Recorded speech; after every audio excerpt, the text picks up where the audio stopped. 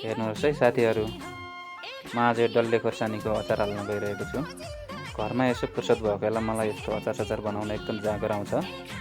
मैले सबै मसलाहरू सबै रेडी पारिसकेको छु। अब यसमा थोरै प्यानमा तेल तताउने। तेल तताइसकेपछि त्यतिसम्म तेल तातुन्जेलसम्म मसलाहरू पनि रेडी पार्दै गर्ने। मैले पहिल्यै रेडी पारिसकेको छु। थोरै तोरीहरू, सुप, त्यसपछि अनि सबै मैले पहिल्यै फुटेर पिसिसकेको छु। यसमा थोरै तेल तातिसकेपछि मेथी पड्काउने। यसको बास्ना असाध्यै मिठो हुन्छ डल्ले खोर्सानीमा। अब यसमा थोरै लसुन पनि थोरै भुट्नुपर्छ राम्रोसँग, अलिकति रातो हुने गरेर। यसको पनि स्वाद असाध्यै मिठो हुन्छ।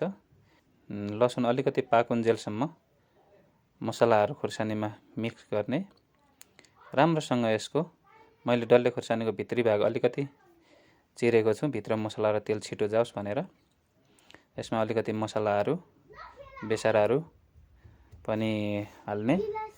अनि त्यसपछि अनि यसलाई तातिसकेपछि यो सुकाएको खोर्सानीमा झ्वाइँ बनाइदिने। अनि यसलाई राम्रोसँग मिक्स गर्नुपर्छ। मैले तातो तेल भएकोले चमचले चलाउँदैछु। यसलाई राम्रोसँग सफा पारेर हातले चलाउनुपर्छ। यो तेल तातो भएर मैले चमचले चलाएको हो। अब राम्रोसँग यसलाई अलिकति नुन मिसाउने। नुन मिसाइसकेपछि राम्रोसँग यसको तेल, मसला यसको भित्री भागसम्म जाने गरेर राम्रोसँग मोल्नुपर्छ। राम्रोसँग मोलिसकेपछि यसलाई सफा बट्टामा राख्नुपर्छ। यो काँचको बट्टामा राख्नुपर्ने हो। मसँग काँचको बट्टा नभएर म प्लास्टिकै बट्टामा राख्ने गर्छु। म धेरै समयसम्म राख्नका लागि पनि होइन, 2-4 दिन घाममा राखेर आफै घरमा खानका लागि मात्र युज गर्ने हो। अब यो सबै राम्रोसँग खाँदिसकेपछि शुद्ध तोरीको तेल राख्ने। यसमा धेरै तेल राख्नु परेन, थोरै तोरीको तेल राखे पनि हुन्छ।